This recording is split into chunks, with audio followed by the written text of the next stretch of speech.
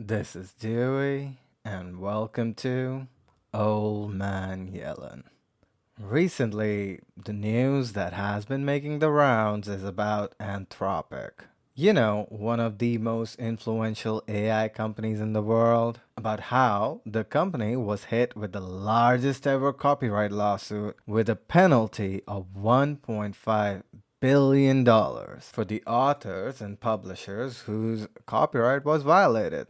Honestly, on reading the headline, I was pretty happy. Finally, it's a start towards people getting their fair share. But as it seems to be the case with these things, when I went through the details, it just became more and more infuriating. $1.5 billion Renos is a pretty big amount, but when you consider the fact that Anthropic kept 7 million pirated books for their AI training, the total per title comes out to a whopping 200. So, books get pirated, AI trained on them, which leads to an AI company that is evaluated close to $1 trillion. And at the low cost of an average kitchen appliance, they are free to continue to profit from the works they scrape.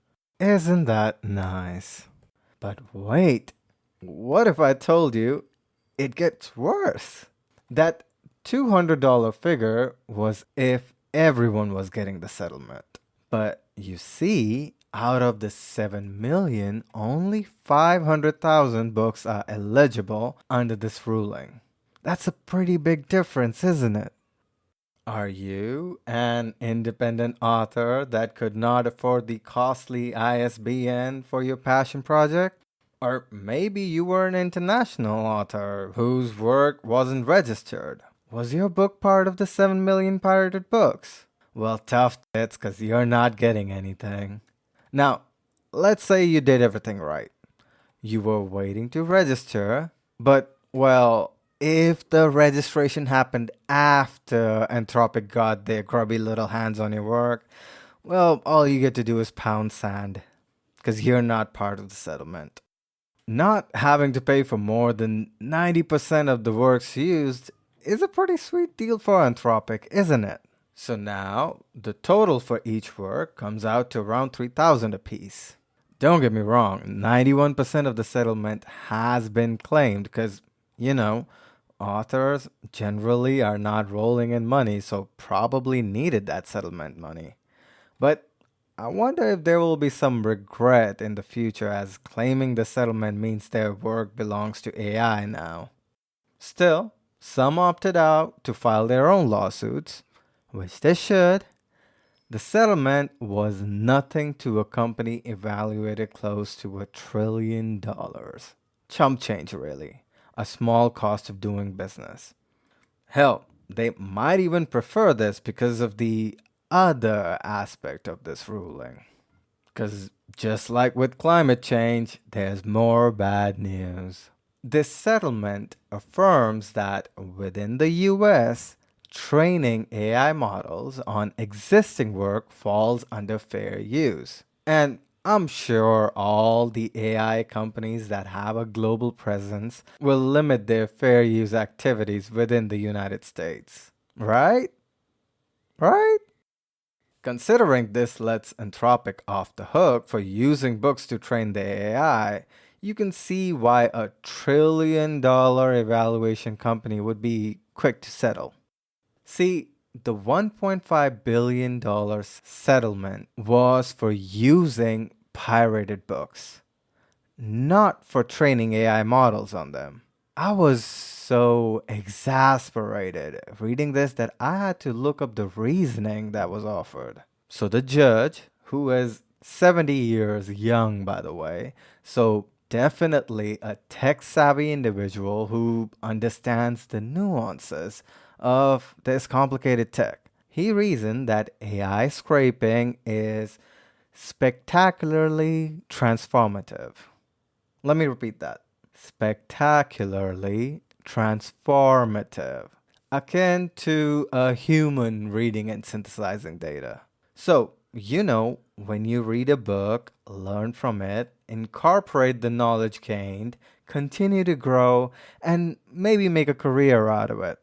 Well, you see, little bit of innocent AI is doing the exact same thing. Not that AI can scan a book in seconds or reduce a lifelong work to a bunch of prompts or stifle creativity and essence of the arts. No, no, no, no. It's all spectacularly transformative, apparently. I have talked about this before, about the rules I believe that should bound these AI companies. First and foremost, generative AI has no place in the arts. Art is a form of human expression. Let it stay so. Second, chatbot interactions should be limited to practical things like research, coding, compiling, and so on. It should not, in any capacity, provide emotional, social, or medical support to humans. And most importantly, clear and visible marking on AI generated content. But this entire affair had me thinking about, well, what about fair use? If I understand that despite all my wishing upon a star, AI is not going anywhere, what should constitute as fair use? Well, first of all, in my humble opinion, when a company buys a book and feeds it into a large language model, it is definitely not fair use, as they are actively generating value out of it. It is not the same as an individual buying a book and using a book. So, step one, authors get paid specifically for their books to be used for AI. Ideally, considering that the said knowledge continues to generate value for the company, authors should receive recurring payments or stock options. But since the rich need their fifth homes and third private jets, I understand why something like that will never happen. So that somewhat addresses fair use by the AI company, but what about fair use by the people using the large language model as a customer? If 10 people writing a fantasy book get paid for their material being fed into AI, that is good. This gives AI the context to generate fantasy content. That's fair. But if a user comes in, writes a prompt, generate me a 70,000 word fantasy novel about so and so premise, and publishes the said book, is that still fair use? This would be remedied by the rules I mentioned earlier that generative AI has no place in the arts, but at the same time, I understand that it's not that simple. Anything entirely generated through a prompt should always carry the made with AI label. But what about a scenario where the initial step is the same, but after that, a person adjusts the story, rewrites characters, adds or subtracts parts of it, and the end product is something similar but not exactly the same? Would that transition it to fair use? Well, what if the changes made were done with a prompt? Like rewrite the selected paragraph with dark undertones, or change a certain character to fit a criteria across the story. Editing aspects of the story by a human and AI inputs. Does that constitute fair use? And this is me comparing apples to apples.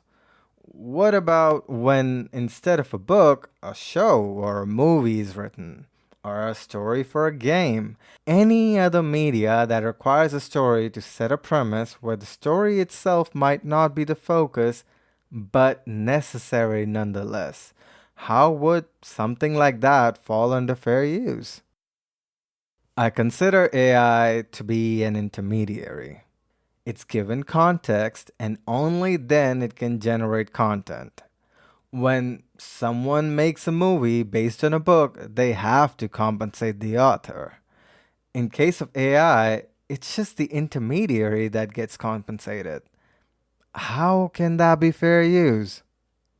Consider this: a bad actor goes through the list of books in Anthropic settlement, finds the one they want to use, writes the prompts necessary to generate the said book, and goes on to do whatever they want with it. If AI works are transformative, part of fair use, the original author, despite their copyright, have no recourse whatsoever. Forget fair use, I would say AI threatens the concept of intellectual property at its core. So, morally, for me, AI cannot be part of fair use in any capacity whatsoever. But objectively, I do understand AI complicates the premise. I can understand someone making an argument that reading 10 books and writing from it is the same as having AI generate from them and editing the content. Infuriating, but I understand the point of view. Here's the thing though.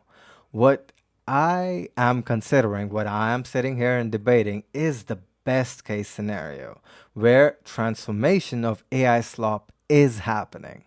The thing with us humans, though, is that we love the path of least resistance. So, for every one person doing their due diligence and actively working with AI content, there will be hundreds or even thousands more who will not bother to do so. Instant gratification is a hell of a drug. So, what this leads to is a tsunami of slop that drowns all original thought. Not to forget, the slop data will probably get fed back into AI, further saturating the content generation, and it will lead to all media sounding the same. And this is already happening. I talked about this on my episode regarding AI misinformation. There is a plethora of new seeming websites that report events, and I'm using air quotes big time with that. And the content is practically similar across the board. Tones of the articles, the framing, the conclusion, all exactly the same across multiple websites. Just a race to be the fastest at publishing slop. Truly infuriating how this tech is facilitating misinformation. Regardless, despite understanding the capabilities of Gen AI, I would still argue that it cannot compete with human experience.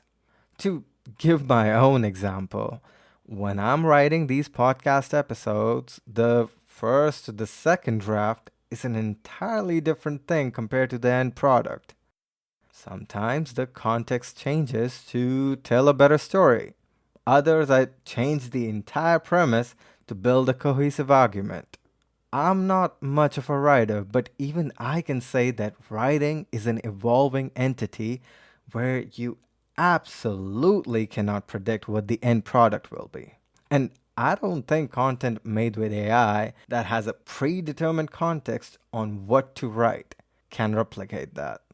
So, those AI slop books can never compete with books written by actual people because AI can only copy, it cannot create. Going back to my original question, what would be fair use? It is honestly such a complicated premise, like everything with us humans. And the biggest reason for the complication is human greed and nothing else. What I do understand is concrete rules built upon protecting human interests need to be in place. I might have called out the settlement as just not being enough, but at the same time, at least it's a step towards people getting something. AI, as it stands, is unlike any technology we have ever experienced before. While progress in tech has always had a few getting the short end of the stick, no tech has ever threatened human expression the way AI does. We are a social species. So, when the most fundamental aspect of humanity can be fed into a cold, calculating machine that has no moral precedence, it becomes a tool to amplify the worst of humanity. AI is not just a matter of fair use, but a fight for human essence. We cannot rely on these companies that will do anything and everything for profits to do the right thing. So, like everything else, it is on us. We need to stay informed. We need to be vigilant and we need to let our concerns be known to those elected to power so that laws and rules can be made to protect human interests, not profit margins. Well, there you have it. I hope this gave you something to think about. If you have any opinions, hit me up on any of the socials. If not, well, what do I know? I'm just an old man yelling. This is Dewey, signing off.